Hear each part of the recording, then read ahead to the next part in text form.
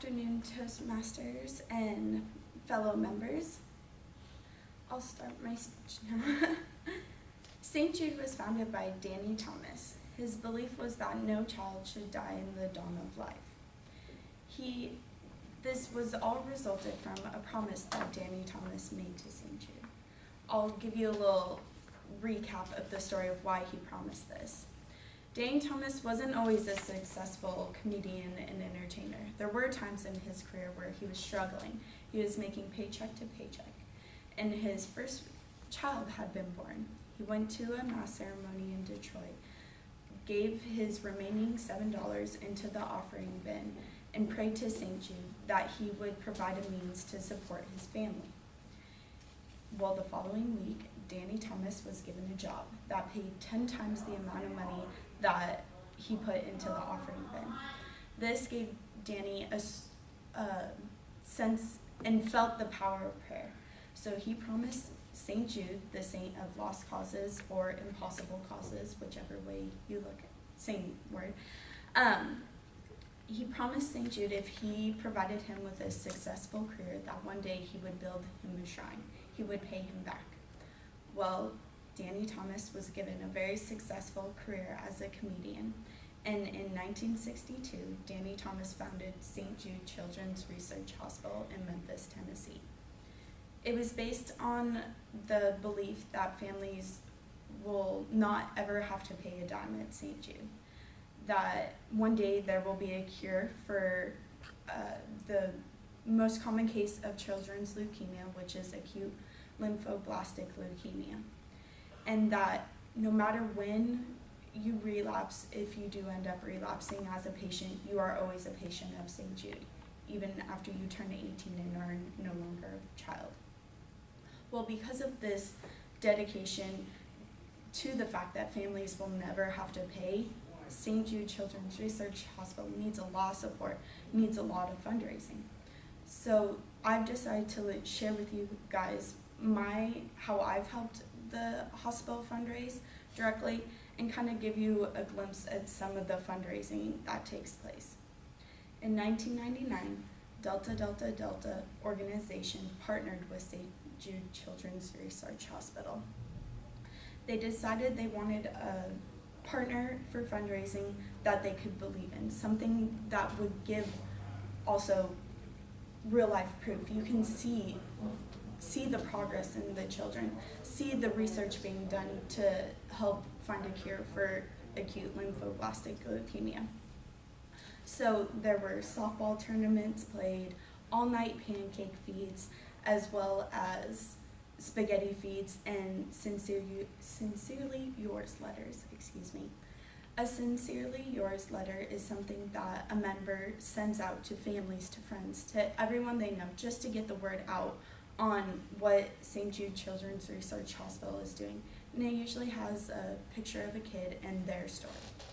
I've provided some pictures that you guys can pass around. What it is pictures of the Tri-Delta floor that we have donated, as well as pictures of just examples of the hospital. So between these softball tournaments and these all-night pancake feeds, in 2005, Delta Delta Delta was able to donate a whole floor. It's the transplant floor. And within this floor, they were also able to donate a video game room. This enabled the patients, especially teenagers, to feel like they're not at a hospital, to feel like, yeah, I'm here all the time, but I get to play games. I get to still have fun. Because this was so successful, it continued the drive for Delta Delta Delta. In 2006, Tri-Delta made a goal to raise $10 million in 10 years.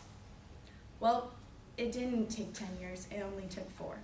By 2010, Delta Delta Delta raised exactly $10,643,582. And in Orlando, Florida, that summer in 2010, I was able to see the check presented to Marlo Thomas, Danny Thomas's daughter. Because that goal wasn't enough, the members wanted to push for a bigger cause. So the next goal is to raise $15 million by 2015.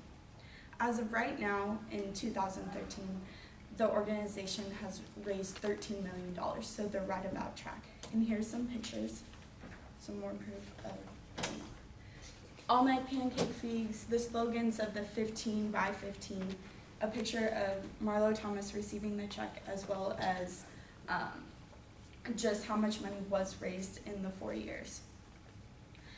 My chapter that I was a part of in Reno raised, last year I got the newest figure from our philanthropy chair, raised $24,000 just in last school year.